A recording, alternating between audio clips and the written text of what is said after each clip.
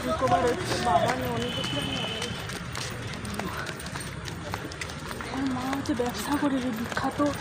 বিখ্যাত বলে মানে একটু নাম ডাক আছে তোর ক্ষুদিরামে আছে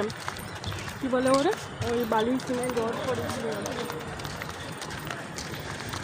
ওই লোক ভাবে না এনে মানে বিদেশ থেকে আসছে